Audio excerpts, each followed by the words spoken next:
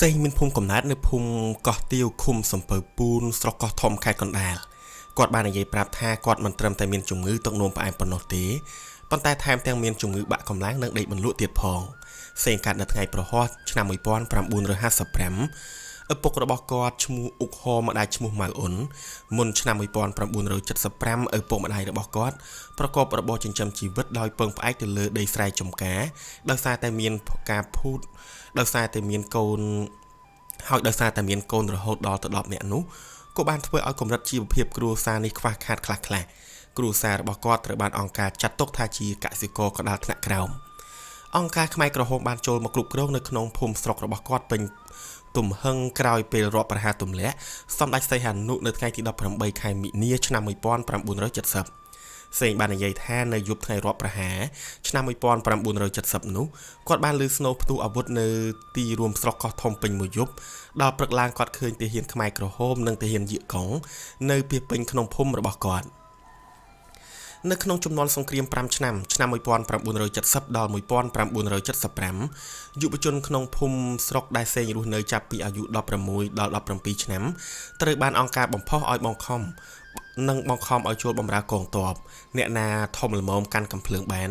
ត្រូវទៅសមរភូមិចំណែកអ្នកនៅតូចមិនអាចកាន់កាំភ្លើងបានអង្គការឲ្យទៅសែងអ្នករបួសឬរែកបាយស្មុកទៅសមរភូមិមានយុវជនមួយចំនួនតូចត្រូវអង្គការបញ្ជូនឲ្យមកផ្ទះវិញដោយសារតែនៅតូចពេកប៉ុន្តែបានអ្នកណាស្ម័គ្រចិត្តនៅគឺអង្គការអនុញ្ញាតឲ្យនៅគាត់បាននិយាយបញ្ជាក់ថាអ្នកដែលទទួលបម្រើតាំងពីឆ្នាំ1000ដែលចូលបម្រើតាំងពីឆ្នាំ1970រហូតដល់ឆ្នាំ1972ឬ1973ភាគច្រើនគឺចូលដោយសារការស្ម័គ្រចិត្តតាមការឃោសនារបស់រណសេរីតែចំពោះអ្នកដែលចូលបម្រើទ័ពចាប់ពីឆ្នាំ1973មកភាគច្រើនដោយសារតែការបង្ខំរបស់ប្រធានភូមិប្រធានឃុំហើយគ្មានក្រុមគ្រួសារណាមួយជៀសផុតពីកាតព្វកិច្ចនេះឡើយនៅឆ្នាំ1973ក្នុងវ័យប្រហែល18ឆ្នាំសេងនិងបងប្រុស2នាក់ទៀតឈ្មោះអ៊ុកហឺននិងអ៊ុកសុងរួមជាមួយយុវជនស្រកគាត់ជាច្រើនទៀតនៅក្នុងភូមិកោះទាវត្រូវបានប្រធានសមាគមយុវជនឃុំសំពៅពូនឈ្មោះអឺនបង្ខំឲ្យចូលបដិវត្តន៍អ្នកទាំងនេះត្រូវបានអង្គការបញ្ជូនទៅវឹកហាត់នៅក្នុងវត្តទួលស្លែងក្នុងឃុំកំពង់កុងស្រុកកោះធំខេត្តកណ្ដាលបងប្រុសរបស់គាត់ម្នាក់ឈ្មោះអ៊ុកហឺនដែលទៅជាមួយគាត់នោះត្រូវបានអង្គការអនុញ្ញាតឲ្យមកភូមិវិញបន្ទាប់ពីរៀនចប់ព្រោះថាក្នុងគ្រួសាររបស់គាត់មានបងប្អូនចូលបម្រើទ័ព2នាក់គ្រប់គ្រាន់ហើយពេលនោះឪពុកម្ដាយរបស់គាត់មានការបារម្ភយ៉ាងខ្លាំងពីកូនទាំងពីរដែលនៅក្មេងហើយមិនដែលបែកពីក្រុមគ្រួសារតតែសោះហើយក្រោយពីបានវឹកហាត់វឹកវើអស់រយៈពេលកន្លះខែអង្គការបានបញ្ជូនសេងនិងយុវជនប្រហែល60នាក់ឲ្យទៅបម្រើការនៅក្នុងកង260ឈរជើងនៅតាមដងទន្លេមេគង្គពេលទៅដល់ដំបូងសេងបានសុំអង្គការនៅបម្រើក្នុងកងសែងរបួសនិងរែកបាយស្មុកហើយអង្គការបានឲ្យគាត់នៅដាំបាយនៅក្នុងភូមិអន្លង់ស្លាតឃុំលើកដែកស្រុកកោះធំខេត្តកណ្ដាលនៅពេលគាត់ឡើងយកបាយស្មុកនិងសែងអ្នករបួសលើកដំបូងគាត់មានអារម្មណ៍ភ័យតក់ស្លុតជាខ្លាំងសេងបាននិយាយថាខ្ញុំខ្លាចសង្គ្រាមណាស់ពេលខ្ញុំទៅដល់ទន្លេមេគង្គកប៉ាល់ហោះបាញ់ពីលើផងតបដនលបាញ់ពីក្រោមផង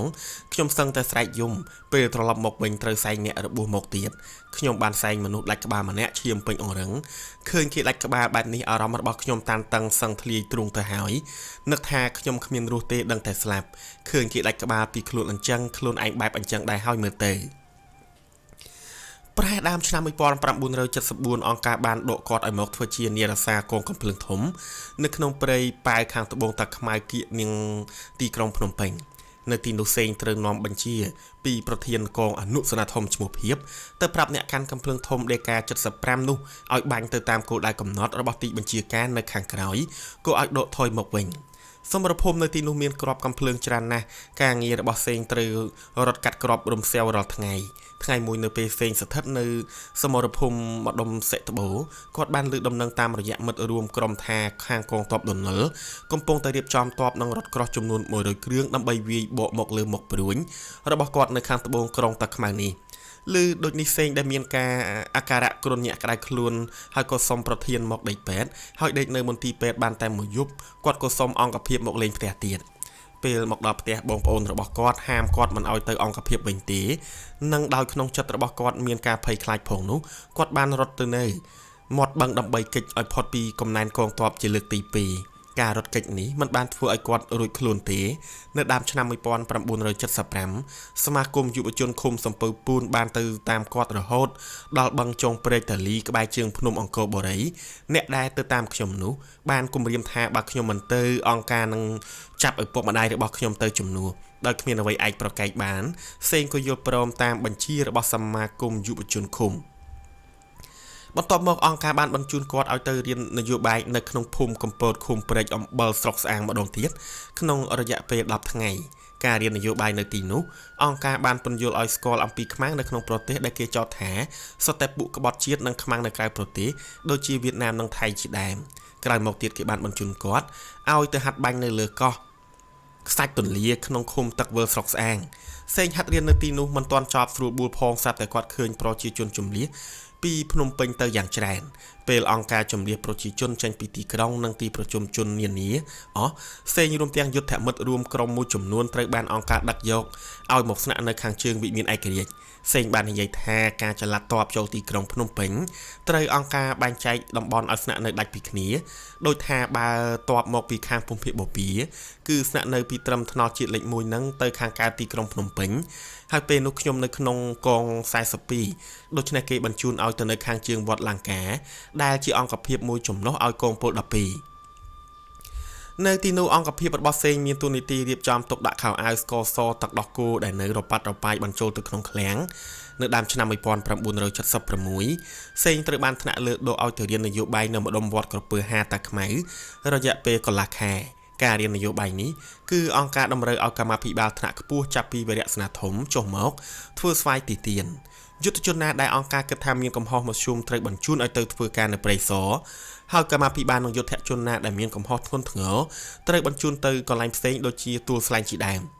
ក្រៅពីវិរៀនវគ្គនយោបាយចប់ផ្សេងត្រូវអង្គការចោទថាគាត់មានប្រវត្តិរូបមិនល្អធ្លាប់រត់ចោលជួលកាលពីកាលមុនឆ្នាំ1975និងមានបងប្អូនធ្វើការនៅសម័យសង្គមរាស្ត្រនិយមដូច្នេះហើយទើបថ្នាក់លើបញ្ជូនគាត់ឲ្យទៅជីកប្រឡាយលើកទំនប់តាមជួរមាត់ស្ទឹងបាគូនៅមន្ទីរព្រៃសរកម្រិតទោសនៅព្រៃសរត្រូវបែងចែកជា3ប្រភេទសេងនិយាយថាកងលេខ1ជាកងដែលសបាយអាចស៊ីចុកបានកងលេខ2មកជុំហើយកងលេខ3ជាកងលុតដំខ្លាំងនិងមានច្រវាក់ជាប់ជើងសសរទាំងអស់សេងជាប់ក្នុងកងលេខ3បាន1ខែក៏ត្រូវថ្នាក់លើបញ្ជូនឲ្យទៅនៅវត្តក្ដុលក្នុងមន្ទីរស24ក្រោមការគ្រប់គ្រងរបស់ហ៊ុយស្រែមន្ទីរស24ជាសាខារបស់មន្ទីរស21ដោយសារការខិតខំកសាងខ្លួនរបស់សេងអង្គភាពបានដកគាត់ចេញពីកងព្យួរទៅនៅក្នុង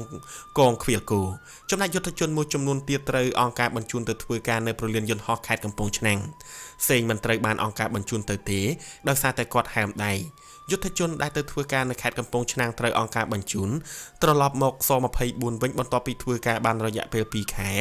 ហើយមិនយូរប៉ុន្មានអ្នកទាំងអស់នោះត្រូវបានអង្គការថ្នាក់លើហៅទៅរៀននយោបាយម្ដងទៀតសេងឮថាអ្នកទាំងនោះទៅរៀននយោបាយក៏មានចិត្តចង់ទៅដែរប៉ុន្តែមិត្តរួមក្រុមម្នាក់ឈ្មោះអានខ្សឹបប្រាប់គាត់ថាបើកឡានដែលមកដឹកនោះបិទចិត្តឈឹងច្បាស់ជាគេយកទៅសម្លាប់ចោលហើយឯងចង់ទៅធ្វើអ្វីនៅចុងឆ្នាំ1978សេងត្រូវបានអង្គភាពបញ្ជូនឲ្យមករៀននយោបាយនៅជិតមន្ទីរស21ពេលនោះសេងជាប្រធានពួកដែលគ្រប់គ្រងមនុស្ស3នាក់សេងមិនបានដឹងថាកន្លែងរៀននោះនៅខាងណាកុកទួលស្លែងទេព្រោះការអង្គការបញ្ជូនគាត់ពីមន្ទីរស24មកគឺនៅពេលយប់ម៉ោង12អាធ្រាត្រការរៀននយោបាយលើកនេះគឺគេជ្រើសរើសចាប់ពីប្រធានពួកឡើងទៅហើយរៀនក្នុងរយៈពេលប្រហែល1សប្តាហ៍និងស្ថិតក្រោមការបង្ហាត់បង្ហាញរបស់សុនសេនរដ្ឋមន្ត្រីក្រសួងការពារជាតិនិងឌុចប្រធានមន្ទីរស21ចំណែកអត្ថន័យនិងខ្លឹមសារមេរៀននោះគឺមិនខុសគ្នានឹងអ្វីដែលសេងបានរៀននៅក្នុងខេត្តកណ្ដាលកាលពីដើមឆ្នាំ1975នោះទេគឺគេនិយាយសង្កត់ធ្ងន់តែពីរឿងខ្មាំងក្នុងប្រទេសនិងខ្មាំងក្រៅប្រទេសតែប៉ុណ្ណោះក្រោយពីរៀនចប់គាត់ត្រូវអង្គការបញ្ជូនមកមន្ទីរស24វិញសេងបានត្អូញត្អែថាធ្វើការនៅព្រៃសរលំបាកណាស់ព្រោះពីមួយថ្ងៃទៅមួយថ្ងៃខិតខំធ្វើការងារកសាងខ្លួនដើម្បីឲ្យអង្គការមើលឃើញថាយើងមានការកែប្រែដូច្នេះហើយបានជាសេងក្រំគ្រាខ្លួនរហូតមកដល់សប្តាហ៍ថ្ងៃនៅថ្ងៃដែលកងទ័ពរណសិរ្សរំដោះជាតិកម្ពុជារួមជាមួយនឹងកងទ័ពវៀតណាមចូលមកដល់ក្រុងភ្នំពេញនាដើមឆ្នាំ1979សេងនិងមិត្តភ័ក្តិនៅក្នុងអង្គភាពស24មួយចំនួនបានរត់ចេញទៅទាំងយប់កាត់ផ្លូវជាតិលេខ4ឡើងទៅដល់ស្រុកកំពង់ត្រឡាចខេត្តកំពង់ឆ្នាំង ហើយបន្តទៅដល់លាជខេត្តពោធិ៍សាត់នៅតាមដងផ្លូវសេងរត់ទៅនឹងនោះមានប្រជាជនជាច្រើនក៏រត់ទៅជាមួយដែរនៅក្នុងព្រៃសេងបានរត់ទៅជួបដុចនឹងបពពួកដែលកំពុងតែសម្លាប់មនុស្សសេងបាននិយាយប្រាប់ថាពេលខ្ញុំរត់ចូលទៅក្នុងព្រៃម្ដុំវត្តពោធិ៍សាត់ម្ដុំខេត្តពោធិ៍សាត់នោះខ្ញុំបានឃើញដុចនឹងកូនចៅវាច្បាស់តែម្ដងកំពុងតែអាកោនឹងដុតដែករកច្រមុះរកមាត់ប្រជាជនទស្សនវិជ្ជាទាំងនេះធ្វើឲ្យខ្ញុំមានការភ័យខ្លាចណាស់ហើយម្យ៉ាងទៀតកងទ័ពវៀតណាមចេះតែតាមខ្ញុំប្រកាសដោយសារតែការរស់នៅក្នុងព្រៃជួបនឹងការលំបាកហើយចេះតែរត់គេចពីការប្រយុទ្ធគ្នារវាងកងទ័ពប៉ុលពតនិងកងទ័ពរណសិរ្សរំដោះជាតិរួមជាមួយនឹងកងទ័ពវៀតណាមផងនោះនៅក្នុងឆ្នាំ1979ដដែលសេងបានចុះពីលើភ្នំសម្ដៅមកស្រុកកំណើតវិញដោយមានការហៅហត់អស់កម្លាំងខ្លាំងគ្មានអ្វីនៅក្នុងពោះបន្តិចសោះនោះសេងក៏ដាច់ចិត្តលួចនំក្រូចប្រជាជននៅទីនោះបានពេលយកមកបរិភោគក្រៅពីបានទទួលការអប់រំពីសំណាក់រណសិរ្សសាមគ្គីសង្គ្រោះជាតិកម្ពុជានិងកងទ័ពវៀតណាមសេងត្រូវបានអ្នកទាំងនោះធ្វើលិខិតអនុញ្ញាតឲ្យត្រឡប់មកផ្ទះកំណើតវិញនៅពេលមកដល់ផ្ទះគាត់បានជួបជុំឪពុកម្ដាយបងប្អូនតែអកុសលបងរបស់គាត់ពីរនាក់បានបាត់ខ្លួនតាំងពីពេលចេញទៅធ្វើបដិវត្តរហូតដល់ត្រឡប់មកផ្ទះវិញសេងគ្មានគិតថាគាត់បានផលចំណេញអ្វីបន្តិចទាល់តែសោះថែមទាំងត្រូវទទួលរងទុក្ខវេទនាការប្រព្រឹត្តបងប្អូនថែមទៀតសេងមានការសោកស្ដាយជាខ្លាំងចំពោះការបាត់បង់បងទាំងពីររបស់គាត់